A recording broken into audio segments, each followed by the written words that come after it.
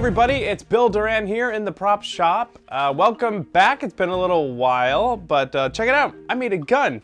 Made a gun from Destiny out of foam. Why foam, you ask? I'll tell you. While I do like my resin cast guns, if I were to, let's say, drop this on a really hard surface, it could crack. And also, it takes a lot longer to make one of these than it would be to make one out of foam. Foam, on the other hand, is super, super fast. I need less tools to do it.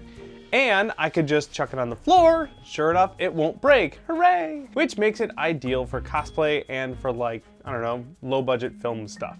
Also, if I were to say, I don't know, pistol whip my shopmate with the resin cast one, hey man, yo, I would likely knock him out.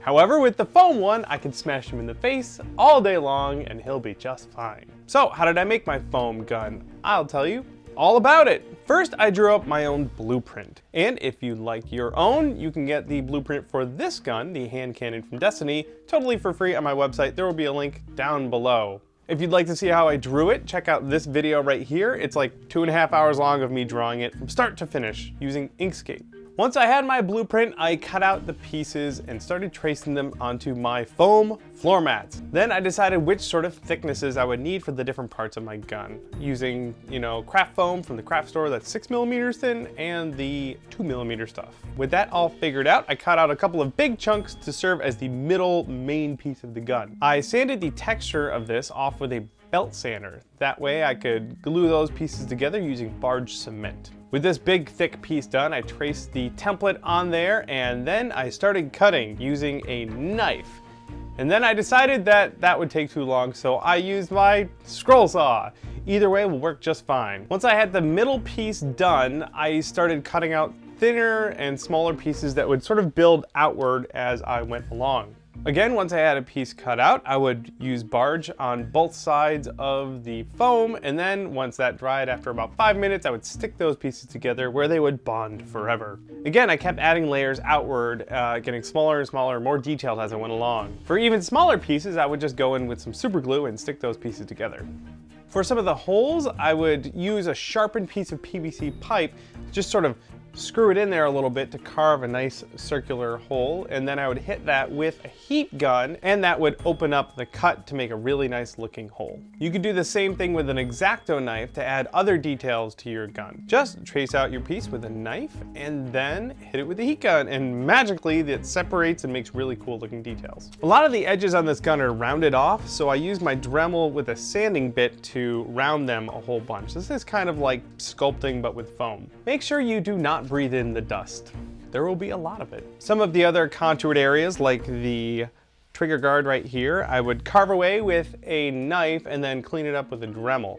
Then I could add a layer of foam on top of it and then clean that up with a Dremel, and the whole thing looks super pretty. In this case, I added a piece of plastic right here, a little bit of styrene to make the trigger guard a little more rigid. Then rinse and repeat. Keep cutting out pieces and gluing them together as you build out the detail on your gun. For the cylinder on this gun, I used a PVC pipe, a big like 2-inch one for this. I cut it to shape and sanded it, and then I cut out a layer of really thin craft foam to add these grooved bits right here. Then I used super glue to tack down that piece of foam to the PVC pipe, and I plugged the ends of the pipe with some circles of those floor mats and glued them into place. Boom, we got a finished cylinder.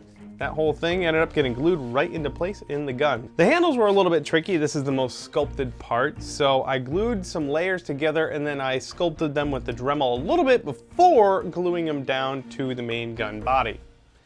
Then when it was all glued down together, I trimmed off the excess with a knife and then went to town with that Dremel to shape it to my liking. Some of the details like the hammer and the trigger I actually cut out of PVC sheet plastic just because it's a little more durable that way. You could totally make it out of foam if you want, but I like the plastic. The barrels are more of that PVC pipe. I used the sharpened PVC to cut a hole for it, then I Dremeled that area out a little bit, then cut off my little pieces of PVC pipe to use as a barrel and super glued them into place.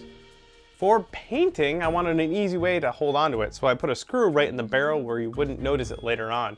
Then I hung it up and gave it some base coats using Krylon Fusion flat black paint. This stuff really bites into the plastic and provides a nice sort of base for you to paint the rest of your gun. Then I masked off the areas that I wanted to stay black, that would be the handle, and I used my airbrush to paint a nice metallic finish on most of the gun.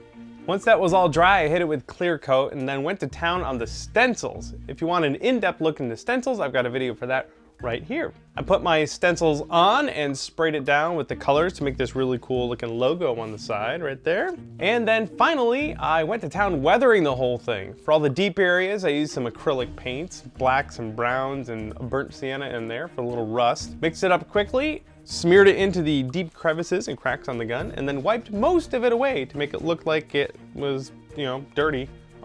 By accident. Finally, I hit all the highlights with a little bit of this Rub and Buff silver leaf that I like oh so much, using a Q-tip. And then, voila, it is all done. Clear coat this bad boy and you got yourself a nice finished prop gun to use on your costume or on a web show or whatever you want, or to hit your shopmate in the face with. A lot of the painting techniques that I used on this gun are available in my new ebook. You can find that, the Foamsmith Volume 2. I'll have a link to that down below. It's just $5, so you should definitely go check that one out. And finally, I'm gonna give this away.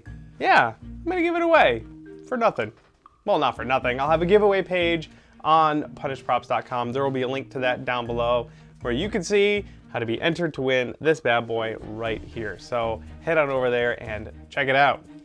Thank you again, everyone, for checking out my video. I got a whole bunch more you can go check out. And so you don't miss the next one, make sure you subscribe because there's gonna be more of this cool stuff happening and you don't wanna miss it. See you around.